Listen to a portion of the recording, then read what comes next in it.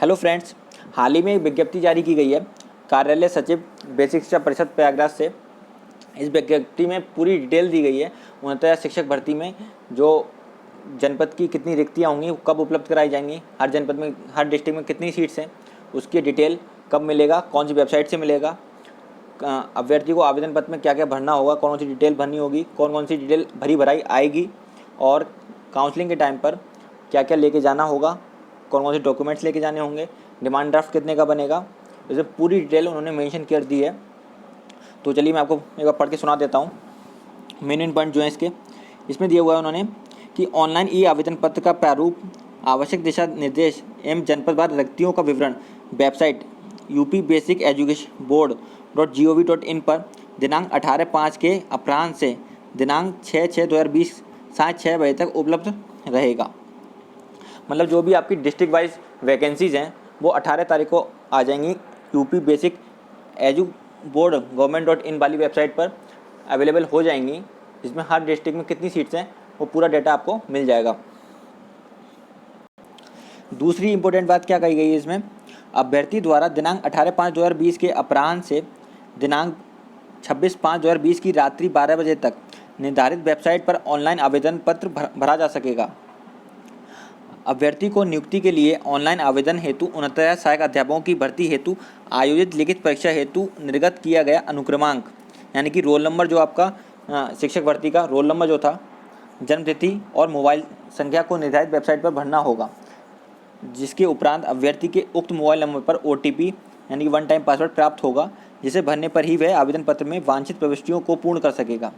यानी क्या दिया हुआ है इन्होंने दिया हुआ, जब आप आवेदन पत्र भरेंगे तो उससे पहले क्या होगा, जो वेबसाइट पर आपको 3 डिटेल भरनी होंगी अपनी जो शिक्षक भर्ती का फॉर्म भरा था आपने, उसका रोल नंबर, दूसरी चीज़ उसका आपका मोबाइल नंबर, जो आपने मोबाइल नंबर भरा था फॉर्म में, और तीसरा आपकी डेट ऑफ बर्थ। ये 3 डिटेल आपको भरनी होंगी, तभी आपका जो फॉर्म है वो लॉगिन होगा, यानी कि अकाउंट लॉगिन होगा। फिर जब लॉगिन होते समय क्या होगा कि मोबाइल में जो OTP आएगा एक आपके, जिस नंबर पे आपने भरा था उसी नंबर पे एक OTP आएगा, उस OTP से आपको उसे भर के फिर आपका पूरा फॉर्म खुल के आपके सामने आ जाएगा। आगे दिया है, विशेष रूप से उल्लेखनीय है कि सहायक अध्यापक पद पर नियुक्ति हेतु अभ्यर्थी को लिखित परीक्षा हेतु भरे गए आवेदन पत्र की प्रविष्टियां प्रदर्शित हो जाएंगी, जिसमें किसी प्रकार का परिवर्तन नहीं किया जा सकेगा। मैंने आज दिन में ही एक वीडियो डाला था और मैंने 68,500 का जो काउंसलिंग फॉर्म था वो मैंने दिखाया था। तो जो जहाँ तक एजुकेशनल डिटेल्स हैं आपकी, जहाँ तक आपने सहायक अध्यापक भर्ती परीक्षा का जो फॉर्म भरा था वो ऑलरेडी सारी डिटेल्स भराई आएंगी, आप उसमें कोई चेंज नहीं कर सकेंगे। इसमें भी वही दिया हुआ है कि कोई परिवर्तन नहीं किया जा सकेगा। उक्त के अतिरिक्त कतिपय अन्य वांछित प्रविष्टियों को अभ्यर्थी द्वारा भरते हुए आवेदन पत्र को पूर्ण करना होगा। एक बार आवेदन पत्र पूर्ण करने के उपरांत उसमें किसी प्रकार का संशोधन नहीं किया जा सकेगा। यानी कि जब फॉर्म आपको बस एक ही बार में भरना होगा तो उसमें कोई संशोधन अलाउ नहीं है, ना ही उसके बाद एक बार सबमिट हो गया फॉर्म तो सबमिट हो जाएगा, वो जैसा भी होगा।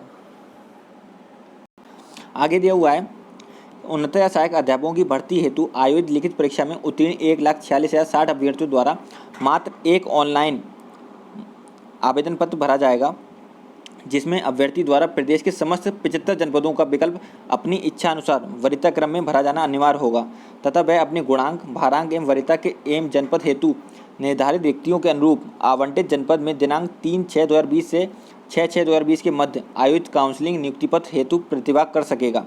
अर्ह पाए जाने के उपरांत अभ्यर्थी को उसी जनपद में नियुक्ति प्रदान की जाएगी। यानी क्या दिया हुआ है कि जितने भी अभ्यर्थी हैं 1,46,060, उनको सिर्फ एक ही आवेदन पत्र भरना है, ये नहीं कि डबल भर दें। एक ही आवेदन पत्र अप्लाई करना है और उसमें 75 जनपदों का ऑप्शन भरना होगा आपको। जो भी आप चाहते हैं डिस्ट्रिक्ट आपको मिले पहले, तो वो उसे आपको पहले ऊपर भरना होगा, बाकी के नीचे। तो भरने पूरे 75 ज़िले ही होंगे, ये दिया हुआ है इसमें। और जब डिस्ट्रिक्ट का अलॉटमेंट हो जाएगा 31 तारीख के आसपास तक, तब 3 तारीख को आपको उस डिस्ट्रिक्ट में जाकर, जो भी डिस्ट्रिक्ट आपको अलॉट होता है वो वहाँ पे जाके आपकी काउंसलिंग होगी। और जो भी डिस्ट्रिक्ट आपको अलॉट होता है तो काउंसलिंग के बाद वहीं पे आपको ज्वाइनिंग दे दी जाएगी। अगला दिया हुआ है, अभ्यर्थी को नियुक्ति हेतु आयोजित काउंसलिंग में अपने समस्त शैक्षिक एवं अन्य मूल अभिलेखों, यानी कि जो भी आपके ओरिजिनल डॉक्यूमेंट्स हैं, मूल अभिलेख हैं, वो आपको लेके जाने होंगे। जिस ज़िले में भी आपकी काउंसलिंग होगी, जो भी डिस्ट्रिक्ट आपको मिलेगा, वहाँ पर आपको अपने ओरिजिनल डॉक्यूमेंट्स लेके जाने होंगे सारे। उसकी 2 सेट एम स्वयं प्रमाणित छायाप्रति, यानी कि 2 सेट बना के ले जाने होंगे सारे डॉक्यूमेंट्स के, और उनको सेल्फ अटेस्ट भी करना होगा उनकी फ़ोटोकॉपी के। 4 पासपोर्ट साइज फोटोग्राफ भी लेके जाने होंगे तथा सचिव, और नेक्स्ट दिया हुआ है सचिव उत्तर प्रदेश बेसिक शिक्षा परिषद प्रयागराज के पदनाम से निर्धारित आवेदन शुल्क, यानी कि आपको बैंक ड्राफ्ट बनवाना होगा। किसके फेवर में बनवाना होगा? सचिव उत्तर प्रदेश बेसिक शिक्षा परिषद प्रयागराज के पदनाम से निर्धारित आवेदन शुल्क। जनरल ओबीसी के लिए, जनरल और ओबीसी कैटेगरी के लिए 500 रुपये शुल्क है, और एससी और एसटी के लिए यानी अनुसूचित जाति और जनजाति के लिए 200 रुपये का बैंक ड्राफ्ट बनवाना होगा। और जो लोग फिजिकली हैंडीकैप्ड हैं यानी विकलांग हैं उनके लिए कोई डिमांड ड्राफ्ट नहीं है, उनके लिए कोई फीस नहीं है। और ये आपको तभी जब काउंसलिंग में आप जाएंगे तभी आपको बनवा के ले जाना होगा। जनरल ओबीसी के लिए 500 रुपये का और एससी एसटी के लिए 200 रुपये का। और किसके फेवर में बनेगा? तो ये बनेगा सचिव उत्तर प्रदेश बेसिक शिक्षा परिषद प्रयागराज। नेक्स्ट है नियुक्त होने वाले अध्यापक अध्यापिकाओं का अंतर जनपदीय स्थानांतरण नहीं किया जाएगा, यानी कि फ्यूचर में जब भी आप इंटर डिस्ट्रिक्ट ट्रांसफ़र के लिए नहीं अप्लाई कर सकेंगे। इसमें नीचे और दिया हुआ है कि ऐसे अभ्यर्थी जिनके मोबाइल संख्या में परिवर्तन हो गया, यानी कि जो ऐसे अभ्यर्थी जो हैं जिनका मोबाइल नंबर खो गया है या फिर चेंज हो गया है, जो उन्होंने फॉर्म में भरा था, सहायक अध्यापक भर्ती परीक्षा वाले फॉर्म में भरा था, उनका नंबर जो चेंज हो गया है उसके लिए भी उन्होंने ऑप्शन दिया हुआ है।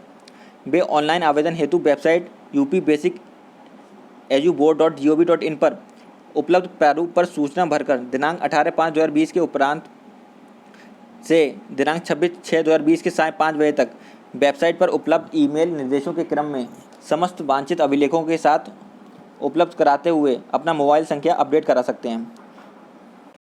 यानी कि अगर किसी का मोबाइल नंबर चेंज हो गया है, उसके बाद वो मोबाइल नंबर नहीं है, तो वो मोबाइल नंबर चेंज करा सकते हैं। कैसे करा सकते हैं?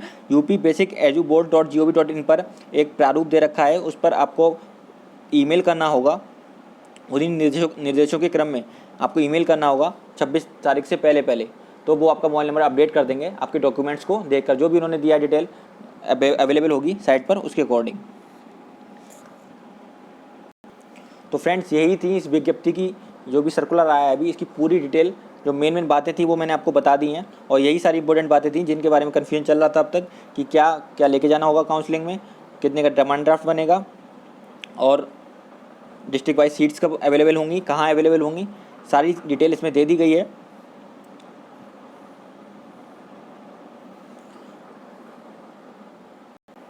Thank you.